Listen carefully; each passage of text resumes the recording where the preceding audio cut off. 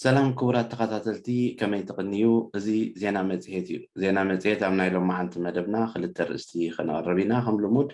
تقدم يا رئيستي بزعبة قونسي أو اشتسدرا بيتات زقات مزلو خوينو تخالايكا بزعبة روتين سرارحة أب قداي ميغريشن بفلاين طبقات زملكت نزي كما رئيستخا قربي تقدم يا رئيستنا كم نعزبو زلنا فقود هاجرات أوروبا وقحت صبحة نموهم زلنا زيناتات ناي حد حدم تقاطعتلو زيغاتاتن زمك تتال زخاتن كنتاي مخانون ندافلتنايو اب تسعبين طرح كينا خلل انتبلنا دو كبل كم ديكونه حجي طرح بز تغيرو زلو دو زبل زيكونه بفلات كونيلكا بدليت زمت زلو زيكونه بسنكتي زحلفو زلو ناي هيوت حغوزغوت من اسياتنا ناي متصوار عقمهم ازيو تحيتو حركانهم كوقاصاصرو خيكالو تريفهم ننفسهم نسدرا بيتهم نحبرتهم زوجهن تحسن نجار غيرهم يحلف الله زي بنالبات مستي حليفهم مزموتو ناي هيوت حغوصغوص اب منجد زرأيو بدلاتن اب لعليهم اب لعلو بصوتهم زكايد زنبره قفعتات كبرت ود سب كابي سقع عبي فريها እግዚአብሔር ወይ كرب مفرح كابي سقع عبي كهونكم زغبو مرسعن مخا بفلاي حركان كان يمقصصار ميكانيزم አገባብ زي مفلات نزيتات كم الوصيت ናብ ኣዝዩ ስምዒታዊ ግዜ ዘይህብ ሕርቃን ዝመሰረቱ ስጉምቲ ናይ ምውሳድ ነገር ይኽየድ ኣሎ እዚ ብምንም መንገዲ ቅቡል ኣይኮነን ነዚ ዘይቅቡል ነገር ንክገብር ዝተቀበለ ኣእምሮ ደኣ እንታይ ኮይኑ ተቀቢል ኢና ክንሓስብ ግን ከም ሕብረተሰብ ይግባአና ከም ሕብረተሰብ እዚ ዘጋጥም ዘሎ ነገር ኣዝዩ ኣሸጋሪ ምዃኑ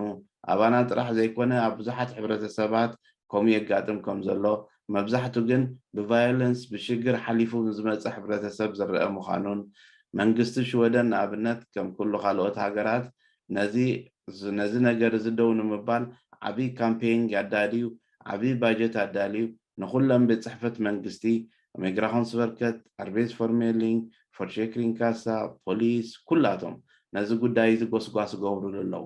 ኮሚናት እውን ብዙሕ ጎስጓስ ኣካይድ ኣለዋ ነዚ ነገር እዚ ብዙሕ ኣቃልቦ ሂበ እንዳሰርሓሉ ከለዋ ግን ኣብ ገለገለ ኮሚናት ዝተሰርሐ ነገር ክንሪኦ ከለና እቲ ግብረ መልሲ ናይ ሕብረተሰብና ትስከፍ ኢኻ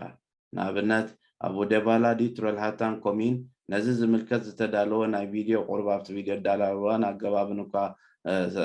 ቁርብ ኳሊቲ ጉድል ዝበሎ እንተኾነ ግን እቲ ትሕዝቶ ቅድሚ 7 ወርሒ ተዳልዩ 31 ሰባት ጥራሕ ሪኦሞ ክትሪኦ ከለኻ እንታይ ማለት ቶም ነዚ ዘዳልው ዘለዉ ኸ እንታይ ኢሎም ብድሕሪ ሕጂ ከምኡ ከዳሉ 31 ሰብ ገገዞም ከድካ ደይ ትነግሮም ካብ ከምዚ ጌርካ ፕላትፎርም ገለ ተዳልዎ ኣሎ ስለዚ እቲ ስራሕ በዚ ጌርና ኣትሊስት ክኢላታት ኣለዉ ቅድሚ ሕጂ ኣብዚ ምሳና መፅኦም ርኢቶ ዝህቡና በዓል ዶክተር ቴድሮስ ኣለዉ ዶክተር ቴድሮስ ኣማንኤል ቅድሚ ሕጂ ከምኡ ሓበሬታ ሂቡና ነይሩ እዩ ዶክተር ዓዚዝ ኣሕመድ ዝህቦ ናይ ሶሻል ሚድያ ናይ ብዙሕ ሓበሬታታት ኣሎ ነዚ ኩሉ እዚ ኣብ ግምት ኣእቲኻ ብፍላይ ዶክተር ቴድሮስ ኣማንኤል ኣብዚ ብሽወደን ምሳና ዘሎ ናይ ኣንጻር ናይ ስነ ኣእምሮ ፀቕጥን ንዑ ብዛዕባኡን መፅሓፍ ፅሒፉ ብትግርኛ ኣሕቲሙ ኣሎ ነዚ እቲ ሰብ ኣንቢቡ ኣብ ነፍሲ ወከፍ ገዛ ክውሉ ዝግብኦን ኣንቢብና ኩነታት ኣብ ከባቢና ዘለዉ ሰባት ብመንፅርቲ ብሓካይም ተገሊፁ ዘሎ ርኢና ከመይ ጌርና ንክመፁ ዝኽእሉ ሽግራት ክንገትእ ንኽእል ንክመፁ ዝኽእሉ ሽግራት ከመይ ጌርና ከይ ኣብ ዝኸፍአ ሓደጋ ከይበፅሑ ከለዉ ደው ነብሎም ክንሓስብን ክንሰርሕን ይግባእ እዚ ከይገበርና እንተተሪፍና ግን ብጣዕሚ ኣሸጋሪ እዩ እዚ ውፅኢት ንሪኦ ዘለና ፈቐዱ ንጎ ምቅትታል እቲ ሰብ ኮነ ኢሉ ዝገብሮ ዘይኮነ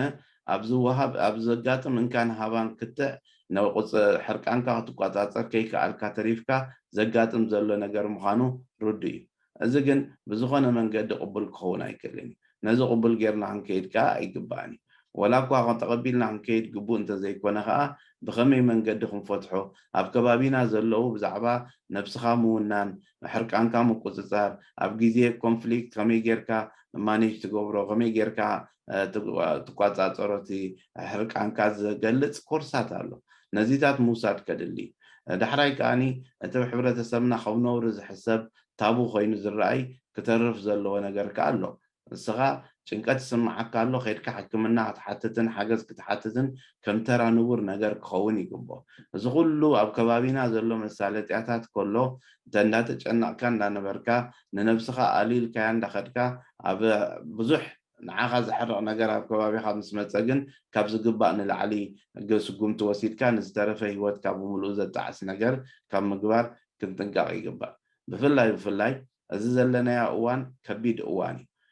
ነቶም ኣብዚ ተሰዲዶም ዝመፁ እቲ ሕግታት እንዳተረረብ ዝኸደ ቁፅሪ ስድራ ቤታት ተባታቲኖም ኣንስቶም ሰብኡቶም ፈቆዶ ኣፍሪቃ ኮይኖም ነቲ ብዚ ዝሓልፍዎ ዘለው ሂወት ከይተረድኡ ፀቕጢ ዝፈጥሩሎም እሞ ከዓ ሓገዝ ፋይናንሳዊ እውን ክገብሩ ስለ ዘለዎም ነዚ ኩሉ ዝተዳማሚሩ ኣዝዩ ፀቕጢ ይፈጥረሎም ስለ ዘሎ ሓዳራት ዝባታተን ምፅውዋር ዘይምህላው እቲ ብኔው ዘሎ ዘለኻዮ ኩነታት ከይረኣየ በዓል ክስቶ ደኣ ከይዶም እንድዮም በዓል ክስቶ ደኣ ከይደን እንድን እንዳበለ ብናትካ ስንፍና ጥራሕ እቲ ነገር ዘይከውን ዘሎ ጌርካ ምውሳድ እዚ ንብዙሓት ሰባት የጨንቕን ሓዳራት ኣብ ሽግር እቲ ስለ ዘሎ ንከምዚ ዓይነት ኩነታት ተዓዚምና ኣብ ከባቢና ንዘለው ብከምዚ ዓይነት ሽግር ዝሓልፉ ዘለው ካብ ወረደና ንዘራርየሉ ብዝብል ቴማ ኩላትካ ብሓባር ኮንካ ነቲ ሓባራዊ ሕብረተሰባዊ ሽግር ሓባራዊ ፍታሕ ክተናድየሉን ይህን ሚህን ክትበሃሃልን ምስ ሞቱ ወይ ምስ ቀተሉ ካልኦት ምስ ቀተሉ ኣብ ሓዘን ከኬድካ ካብ ምባል ሪብ ካብ ምፅሓፍ ብኣጋ ክግበር ዝግብኦ ነገር ምግባር የድሊ ብምባል ነዚ ዝኸይድ ዘሎ ነገር ብመሰረቱ ቅቡል ከም ዘይኮነን ነዚ ደው ዝኽብለሉ ዝኽእል ነዊሕ ስራሕ ከዓ ምስ ዝተፈላለዩ ኣካላት ክንሰርሕ ኣብ መደብ ስለ ዘለና ከምኡውን ክኢላታት በዓል ዶክተር ቴድሮስ ኣምፂና ብዛዕባ እዝን ካልእን ነቕርበሉ መደባት ኣብ መስመር ስለ ዘለና ምክትታልኩም እንዳዓደምና ካብቲ ዘሰክፈካ ነገር ከም ዝበልክዎ ኮሚን ዝኣክል ዘዳለዎ ብዛዕባ እዚ ጉዳይ ዝገልጽ ቪድዮ 30 ሰብ ጥራሕ ርእይዎ ክተርፍ ማለት እዚ ቅቡል ስለም ዘይኮነ ብፍላይ ከዓ እቶም ስደተኛታት መንእሰያት መፅኦም ደለዉ ብብዝሒ ብዚ ከማና ስደተኛታት ማለት እዩ ዝሓለፎ ሂወት ኣብ ዩኤን ኣብ ዝሰርሓሉ ዝነበርኩ ግዜ ንኣማኢት ሰባት ኢንተርቪው ዘግበርክዎ ዌብሳይት ኮይኑ መፅሓፍ ኮይኑ ተዳልዩ ኣብ tellingtherealstory.org ዝብል ዌብሳይት ተዘርጊሕሎ ሰብ ኣብኡ ኣትዩ ከንብብን ማዕረ ክንደይ ሽግር ሓሊፎም መፅኦም ርእዩ ተፃዋርነቱ ክዕቢ ኣብ ልዕሊኦምን እንዳፀዋዕኩ እዚ ተቐዳማይ ክፋል ኣብዚ ደው ከብለ ኣብቲ ካልኣይ ክፋል ክንሰግር ከለና ኣዝዩ ኣገዳሲ ኮይኑ ዝረኸብክዎ ብዙሓት ሰባት ኣብ ናይ ሚግሬሽን መስርሕ ጠበቃይ ከምዚ ኢልኒ ጠበቃይ ከምዚ ኢልኒ እንዳበሉ ሓላፍነቶም ከይተዋፅኡ ዝተርፍሉ ኣገባብ ኣሎ ኣብዚ ሰራርሓ ናይ ሽወደን ጠበቃ ብግብሪ ናትካ ይኮነን ናይ መንግስቲ ይኮነን ጠበቃ መሳለጢ ነቲ ስኻ ትህቦ ሓበሬታ መብፅሒ ደኣ እምበር ስኻ ዝሃብካዮ ሓበሬታ እዚ ጌጋዩ ከምዚ ትበል ከምዚ በል ኢሉ ነቲ ጉዳይካ ክፀልዎን ክቕይሮን ሓላፍነትን ስልጣንን ፍቓድን የብሉ ስኻ ትህቦ ሓበሬታ ድኣይ ከቕርብ ዝኽእል እምበር እስኻ ባዕልኻ ዋና ጉዳይ ኮለኻ ጉዳይካ ናብ ጠበቃ ገዲፍካ ጠበቃ ክገብሮይ ጠበቃ ክገብረለይ ጠበቃ ኢልካ ትፅበ እንትኾንካ ቅቡእ ኣይኮነን ብዙሕ ግዜ ምስ ጠበቃታት ዘይምርዳእ ተላዒሉ ወላ ሓንቲ ይገብረለይኒ በብዘኸድክዎ ቁፅርን ሓይ ጥራሕ ይድሓተኒ እሱ ገለ ይገብረለይኒ ዝብል ኣተሓሳስባ ካብ ዘይምርዳእ እቲ ኣገባብ ኣሰራርሓ ኣብዚ ሃገር እዩ ኣብዚ ሃገር ጠበቃ ዝሃብካዮ ሓበሬታ ብሕጋዊ ቋንቋ ቀይሩ ከብፅሓልካ እንተደይኮይኑ እዚ ቴልካ ይጠቕመካኒ እዚ ቴልካ ጠቕመካ ኢሉ ነቲ ናትካ ናይ ዕቑባ መስርሕ ክፀሉ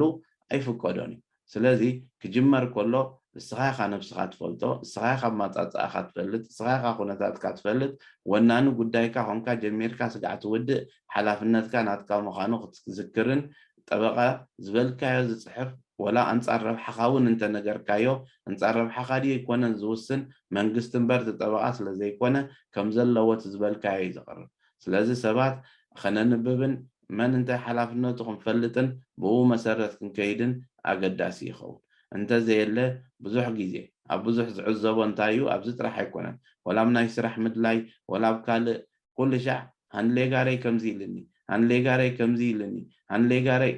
ስኻ ምስኡ ስኻ ኢኻ ትበዓል ጉዳይ ስኻ በዓል ጉዳይ ምስኡ ተዘራሪብካ ትውስኖ ነገራት ኣሎ እስኻ ክትውስን ከይከኣልካ ተተሪፍካ ዝውሰነልካ ነገራት ኣሎ ስለዚ ኩሉ ሻዕ ሓላፍነታውያን ኮይና ካበይ ስጋዕ ዓበይ ክኸይድ ይኽእል መሰልና ካበይ ስጋዕ ዓበይ ኸይድ ሓገዝ ካብ ጠበቃ ካበይ ስጋዕ ዓበይ ኸይድ ናትና ናይ ምምራፅ ነፃነት ናይ ዝኾነ ነገራት ነዚ ብግምት ኣእቲና ክንከይድ ኣገዳሲ ምዃኑ እንዳሓበርና ኣብ ቀፃሊ ግን ሓደ ዓብይ ኣሸጋሪ ነጥቢ ዘሎ ኣብዚ ሃገር እንታይ እዩ ነፃነት ናይ ምምራፅ ተባሂሉ ዝወሃበካ ግን ከኣስኻ ኢንፎርሜሽን ሕፅረት ዘለካ ክትመርፅ ከይከኣልካ ምትራፍ ኣብ ብዙሕ ዝንፀባረቕ እዩ ሰባት እንድሕር ዳ ኢንፎርምድ ዘይኮይኖም ሓበሬታ ተደይብሎም እቲ ድውስንዎ ውሳኔ ከዓ ኢንፎርምድ ኣይኮነን which means ኣንፃር ረብሕኦም እውን ክውስኑ ይኽእሉ እዮም ምክንያቱ ኣይፈልጥዎን እዮም ዘለው እቲ ብዛዕባ እቲ ክውስንሉ ተሓቲቶም ዘለው ነዚ ዝምልከት ኣብ ቀፃሊ ካልእ ኣርእስቲ ሒዝና ክንቀርብ ኢና ንሎሚ ግን እዚ ዘቕረብክዎ ኣብዚ ዘቕረብክዎ ኣኻሊ ኢለ ሓሲበ ኣለኹ ኣብ ቀፃሊ ካልእ ተመሳሳሊ ርእስትን እዋናዊ ዘሎ ኩነታትን ሒዘ ስጋዕ ዝቐርብ ሰላም ቅንያት بسلام الرغبة